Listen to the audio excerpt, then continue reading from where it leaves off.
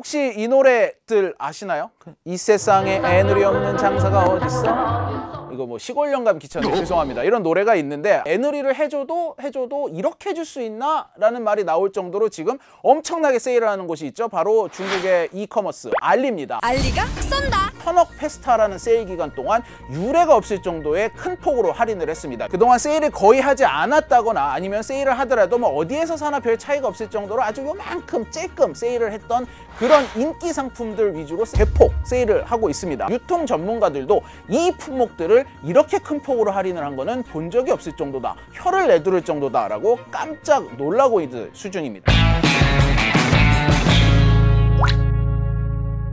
무슨 얘기든 이 집에서 들으면 더 맛있습니다. 귀에 빡 박히게 설명하는 귀에 빡 종원입니다. 제가 한 달 전에 이 알리템을 할 때만 해도 알리가 K베뉴라는 이 코너를 막 시작을 했을 때예요. 알리가 얼마나 파격적인 조건을 내걸었냐 하면은 입점을 하는 이 판매자들에게 수수료를 전혀 받지 않고 있고요. 그 다음에 광고료를 내야지만 내 물건을 상단에 띄워주고 있는 이것도 지금 없애가지고 품질이 좋고 사람들이 많이 산다 싶은 제품을 먼저 위에 띄워주고 있어요. 물건의 퀄리티 그 자체에만 집중을 할 수 있는 상황을 지금 알리가 만들어가고 있다. 이러니까 알리에 입점을 안 할 이유가 없죠. 그런데 불과 지금 한 달 지났거든요. 이 한 달 사이에 과일을 팔기 시작을 했습니다. 소고기, 돼지고기 이렇게 정말 폭넓게 식품으로 넘어갔어요. 과일값이 60% 넘게 폭등했다. 이런 뉴스가 나오고 있을 때 소비자 입장에서도 이걸 왜 안 사? 세일 안 하던 거 세일하고 있는데 물건 퀄리티도 나쁘지 않네? 이러니까 정말 이 한 달이라는 짧은 기간 안에 미친 듯이 사람들이 몰리기 시작을 했습니다. 최대 100만 원 쿠폰을 뿌렸더니 17만 명이 몰렸고 딸기, 계란 등을 1,000원에 내나 1분 만에 마감되기도 했습니다. 이른바 환금성 상품이라는 게 있어요. 이게 무슨 소리냐? 돈으로 바꾸기 쉬운 상품들이에요. 의외로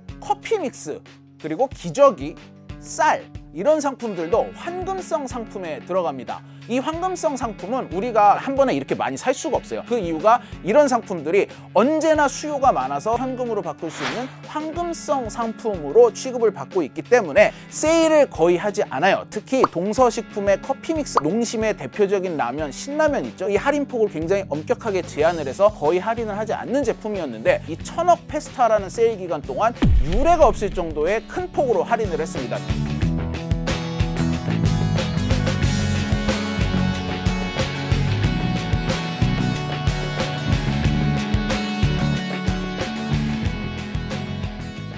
알리는 어떻게 이렇게 싸게 팔 수 있느냐? 알리가 자기네 돈으로 깎아주는 거예요. 우리 돈으로 1000억을 쓰겠다라고 해서 이번 세일의 이름을 천억 페스타로 붙였다고 합니다. 스펙타클하지? 예. 이 1000억을 써도 어떻게 쓰느냐, 이게 굉장히 중요하거든요. 근데 솔직히 중국 업체인 알리가 우리나라 사람들의 기호를 정확히 파악하기 힘들잖아요. 플랫폼 기업을 표방하던 알리가 우리나라에서만큼은 전 세계 최초로 MD들을 고용을 하기 시작을 했어요. 경쟁사가 가격이 얼마고 어느 정도 가격으로 이걸 갖다가 제시했을 때 고객이 들어올 수 있을 거고 이걸 명확하게 꿰뚫고 들어간다는 느낌이 들어요.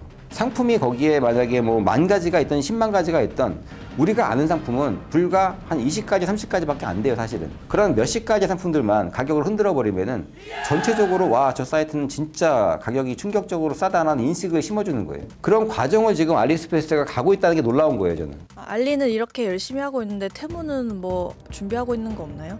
테무까지 가세하면 정말 그 폭발력이 대단하겠죠.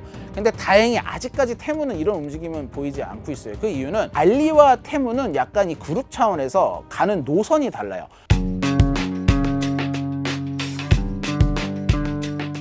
테무 같은 경우가 재작년 하반기에 미국에 진출을 했어요. 테무가 미국에서 한 15달러어치 할 때마다 7달러씩 적자를 본다고 알려지고 있어요. 이렇게 엄청난 규모의 적자가 나는 이유는 다른 거 아닙니다. 물류비입니다. 물류. 테무가 미국에서도 물건을 구입하면 무료 배송으로 5일 내에 이 배송을 받는 보장을 해주고 있거든요. 그래서 테무가 모든 물건을 비행기로 실어 나르고 있어요. 비행기로 실어서 가다 보니까 이 엄청난 배송비가 들겠죠. 그런데도 미국 시장을 계속 두들기고 있어요. 몇 년만 버티면 우리가 미국 시장에서 흑자를 낼 것이다 라고 기대를 하고 있는 중이고요.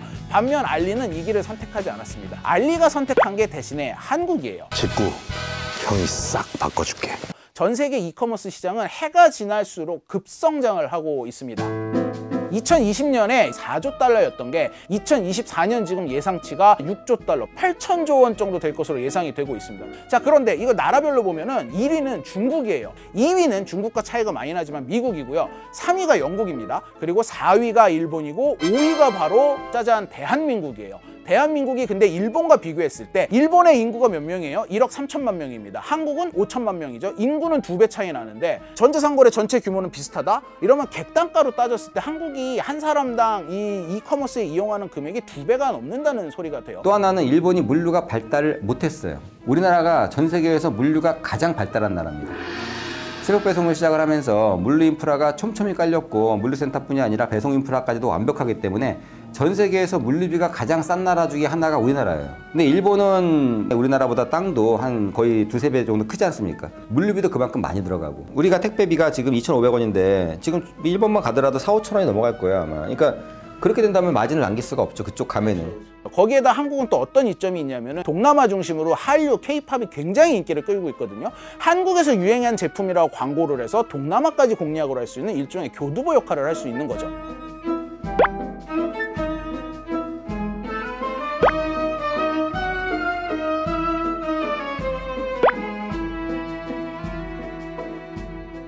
이런 계산을 이미 했던 알리는 한국 공략을 위해서 차근차근 준비를 하고 있었어요. 그게 뭐냐? 중국의 산둥성의 웨이하이시라거나 엔타이시 3만 평 규모의 한국 전용 물류센터가 있는 곳입니다. 인천항과 평택항에서 이 컨테이너 배가 12시간이면 오갈 수 있는 거리예요. 거기에다가 한국으로 가는 컨테이너 전용 컨테이너선이 원래 3척이 있었는데 요즘 너무 잘 팔리니까 이걸 2배 증선해가지고 대형 컨테이너선이 오직 한국만을 공략하기 위해서 알리 의 물건을 싣고 중국과 한국을 오가고 있는 거죠. 어떤 물건을 팔아야 잘 팔 수 있을지 MD를 고용하고 한국과 가장 가까운 곳에 어마어마한 규모의 물류센터를 건설하고 한국 전용 배를 증선을 하고 마지막으로 노리고 있는 게 한국 내의 물류센터입니다. 한국의 물류센터까지 갖춰지면 정말 타노스가 이 건틀렛에 마지막 스톤을 끼는 것과 마찬가지 효과가 일어날 것이다 라고 얘기를 하는데 이렇게 엄청난 속도로 한국 시장을 공략을 하고 있는 알리, 다음 타겟은 어디가 될 것이냐? 바로 뷰티 페스티벌을 엽니다. 바로 연달아서 여는 거예요. 다음 타겟은 다이소와 올리브영이 될 것이다 라는 얘기가 많이 나옵니다. 올리브영도 결국은 다른 회사에서 나온 화장품들 모아서 파는 곳인데 이거보다 분명히 훨씬 더 싼 가격에 팔 것이기 때문에 그리고 MD들을 이미 고용했기 때문에 어떤 화장품에 집중을 했을 때 효과를 극대화할 수 있다는 걸 알리는 이미 알고 있습니다. 그 다음에 다이소는 굳이 이렇게 뭐 K베뉴 이런 세일 안 해도 그냥 중국에서 직접 넘어오는 공산품만 놓고 봐도 다이소는 이미 죽은 녹수입니다. 이런 비관적인 목소리까지 나오고 있어요. 11번가나 이마트가 지금 희망퇴직자 받는다고 시끄러운데 한국 유통업계는 괜찮은 건지. 자, 지금 정용진 회장이 취임을 했죠, 이마트가. 앞으로 이마트의 운명은 어떻게 될 것인가? 정용진 회장이 과연 경영을 잘해서 이 위기를 돌파할 수 있을 것인가? 뭐 이런 게 굉장히 관심사가 많이 됐는데 일단 이마트가 지금 굉장히 안 좋은 건 사실이에요. 먼저 알리하고 테무 얘기할 것도 없이 쿠팡에 밀렸잖아요. 거슬러 올라가면 2년 전에 지마켓을 인수한 게 정말 신의 한 수가 아닌 악수 중에 악수가 된 게 아니냐라는 얘기가 나오고 있어요. 3조 원을 베팅을 했는데 지금 손익분기점도 못 넘고 있습니다. 2년간 1,000억 원의 적자를 기록을 합니다. 이미 내가 갖고 있던 현금을 여기에다가 왕창 썼는데 이 몰빵을 한 곳에서 지금 퍼포먼스가 안 나오니까 이마트로서는 여유가 없는 상황이에요. 내가 말라 죽어가고 있는 걸 그냥 보고 있는 거예요. 정영진 회장이 지금보다 뭐 30배, 40배 더 굉장한 퍼포먼스를 내더라도 이거를 뚫고 나갈 수 있을까라는 의구심이 나오는 거죠. 근데 뭐 그렇다고 해서 롯데라거나 홈플러스는 좀 나은가? 그렇지도 않아요. 여기도 마찬가지로 힘들었습니다. 유통가가 원래는 10원 전쟁이라고 그래가지고 한쪽이 10원 내리면 그거보다 딱 10원을 더 내리는 전쟁을 많이 했었거든요. 그런데 이 온라인 업체들의 이 엄청난 공격을 받으면서 그 10원 더 싸게 해줄, 5원 더 싸게 해줄 그 여력이 없는 거예요. 이 정도로까지 말라버렸습니다. 이 오프라인 유통 거인들이요. 오프라인 업체들 중에서도 중국산이 많이 들어왔던 그런 업체들이 있겠죠. 그 테무 알리익스프레스에서 원래 판매되는 가격과 본인들이 수입해서 판매하는 가격과 그 가격의 갭 차이가 바로 눈으로 보이고 그런 신선식품이라든지 기타 그런 보호를 받을 수 있는 영역이 오히려 없기 때문에 오히려 직격탄을 맞았던 부분이고요. 신선식품은 보관기간 자체가 일주일, 어떤 거는 하루 이내에 그게 처음부터 끝까지 유통 경로를 타야 되기 때문에 물류가 굉장히 어려운 분야거든요. 그래서 그걸 가장 잘했던 게 우리나라의 새우 배송 업체들이고 이런 업체들은 그래도 버틸 수 있는 여력이 좀 있다는 것뿐이지 안전판은 아무것도 없다는 거죠. 안전판은. 이렇게 우리나라 이 토종 유통업체를 하나씩 정복을 해나가는 게 진짜 무서운 게 뭐냐면은 이게 단순히 유통망의 와해만 나타내는 게 아니라 제조까지 다 먹겠다는 거거든요. 사실 과거에는 중국은 세계의 공장으로 제조만 했고 이 유통업체들 유명한 데는 대부분 서구권이 있었고 아니면 각 나라 토종 유통업체들이 상품을 판매를 했습니다. 금융과 제조와 유통이 좀 분업이 돼 있었다면 온라인이라는 플랫폼이 전 세계의 지배적인 플랫폼이 되면서 직접 판매를 할 수 있는 판로가 열리는 거죠. 중국의 유통망이 전 세계의 영향력을 넓혀가면 넓혀갈수록 전 세계의 공장으로서의 입지도 더욱더 강화가 되는 거고 중국에 의지하는 이 비율이 높아질 수밖에 없다라는 우려가 나오고 있습니다. 우리나라 유통업계가 중국으로 진출하기에는 중국은 이미 알리바바와 이 테무의 모기업인 핀더더, 그 다음에 이 전 세계 의류 시장을 꽉 잡고 있는 쉰, 이 알퇴시의 본고장이자 이 소매 거래의 절반 이상을 온라인으로 하는 전 세계 최초의 국가예요. 이 물류 시스템을 중국은 완벽하게 갖추고 있어요. 이 나라의 크기부터가 다르기 때문에 유통망에 대한 연구부터 새로 해야 되는데 쿠팡이 이제 겨우 몇 천억 흑자를 내기 시작을 했는데 새로 물류센터를 깔면서 물류 시장을 하면서 한다? 이건 자살행위에 가깝죠. 거기다가 우리나라 유통업계들은 중국에서 몰매를 맞고 쫓겨났던 트라우마가 있기 때문에 언제 어떻게 바뀔지 모를 이 공산당의 변덕, 이게 너무 불안해서 중국에 진출할 생각도 못하고 당하고 있을 수밖에 없다라는 말씀을 드립니다. 이게 우리가 항상 외교, 중국과의 외교 문제나 뭐 지난주에 다뤘던 부동산 문제 이런 거 나오면 항상 뭐라고 말씀하십니까? 상호주의 원칙 어딨냐? 왜 우린 중국한테 해주는데 중국은 안 해주냐? 이런 불만이 항상 나오잖아요. 상호주의 원칙 하에서 따져보자고요. 알리익스프레스가 이제 물류센터를 구축하기 위해서 준비를 하고 있고 그들이 원하는 대로 뭐 보세구역에서 전자상거래에 직구를 처리할 수 있는 자체적으로 처리할 수 있는 물류센터를 100% 인허가를 갖다 내줬다. 그러면 저는 한순간에 이 게임의 어떤 뭐 판도가 많이 바뀔 수 있다고 봐요. 물론 그렇게 쉽게 인허가가 나갈 것 같지는 않습니다. 쉽게 되지는 않겠지만 중요한 거는 이게 어떤 방향으로 갈지는 아무도 모르고 있다는 거죠. 지금 직구 상품에 대해서 물류센터를 세운다는 것조차도 처음이고 여기에 관련된 법규도 지금 아직까지 미비하고 모든 게 지금 아직까지 낯선 상태이기 때문에 정부에서도 조금 더 그걸 주도 면밀하게 지켜봐야 돼요.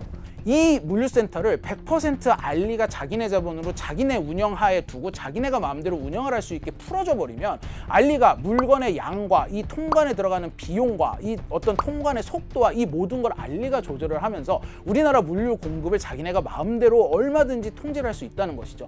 중국 같은 경우에 이 물류센터를 철저하게 중국이 이 통제를 하고 있어요. 중국도 마찬가지로 그게跨境 전자상거래라고 불리는 그러한 형태의 물류를 세계 최초로 오픈을 했는데 징동닷컴, 알리바바처럼 중국 기업들이 운영을 하고 외국 기업들이 그것들을 뭐 소유한다거나 뭐 관여한다거나 그럴 그 여지가 없기 때문에 그런 부분들은 우리가 중국에다가도 분명히 의사를 전달하고 상호 호혜주의에 의해서라도 물류 분야에서만큼은 우리가 주도권을 갖고 진행을 하겠다.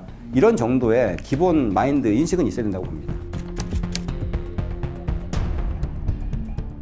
이게 지금 우리나라 같은 경우가 이 중국에서 들어오는 물건은 직구를 할 때, 그러니까 알리와 테무 같은 데서 살 때 150달러까지 관세를 면제를 해주고 있잖아요. 이 비율을 더 낮게, 더 짜게 낮추겠다 이런 얘기밖에 안 나오고 있어요. 근데 중국은 관세, 직구를 할 때 90만 원까지 관세를 면제를 해줘요. 직구로 들어오는 물건은 중국 내에서 판매되는 물건보다 훨씬 더 많은 폭으로 세금을 깎아주고 있습니다. 거기다 통관도 그렇게 까다롭지 않다고 해요. 그냥 웬만하면 다 통관을 시켜준다고 해요. 물류와 관련된 여러 일자리가 창출이 되고 이 시스템적으로 돈을 벌 수 있는 구조가 있기 때문에 중국은 직구를 오히려 권장을 하고 있지 막고 있지를 않아요. 이러다 보니까 우리나라가 지금 뭐 제도를 어떻게 보강을 해가지고 이 직구 자체를 줄여버리겠다 라는 정책을 내놓는다면 이거는 오히려 우리나라 업체가 오히려 중국의 보복을 불러일으킬 수도 있는 정책적 오판이 될 수 있다 이런 우려가 나오고 있어요. 소비자 입장에서도 직구 시장에 막혀버리면 소비자가 싸게 살 수 있는 루트 하나가 막혀버리는 거예요. 이러면 경쟁이 또 기업들 간의 경쟁이 줄어들어 버리잖아요. 기업 차원에서도 소비자 차원에서도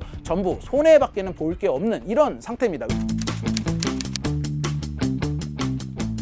그러면은 직구 물건도 전부 다 KC 인증을 하겠다라고 나서야 되느냐? 이것도 약간 애매한 게 중국이 말씀드렸듯이 직구를 굉장히 권장을 하는 분위기다 보니까 중국도 이런 검사를 안 해요. 이래서 우리나라만 중국에서 들어오는 것만 그것도 딱 핀포인트로 찍어서 KC 인증을 하겠다라고 하면 중국 성격 아시잖아요. 무슨 짓을 할지 몰라요. 또 어떤 보복을 할지 몰라요. 근데 중국이라는 나라는 워낙에 다양한 형태의 제조기업이 있고 또 이런 아주 영세한 기업들이 많기 때문에 안전검사에서는 굉장히 위험할 수도 있다는 거죠. 마약류 같은 경우에도 뭐 들어올 수 있을 정도로 지금은 무방비 상태이기 때문에 국민들의 안전을 위해서 명확한 기준이 있어야 된다고 생각은 해요. 사전에 만약에 그것들이 된다면 제일 좋고 그게 안 된다 그러면은 사후에라도 굉장히 그런 검사들을 다양한 방법으로 실시를 해서 그것들에 대해서 적발이 됐을 경우에는 그 부분에 대한 수입을 쿼터를 제한한다든지 제재를 한다든지 그럴 필요성이 좀 있다는 거죠. 지금 국회에서 이런 논의 되고 있습니까? 정부 차원에서 물류센터를 어떻게 장기적으로 통제를 할 것인가에 대한 논의가 전혀 이루어지지 않고 있다는 게 문제예요. 약간 저는 이번 거를 취재하면서 그 너구리 영감 아세요? 원숭이 신발 장수 얘기?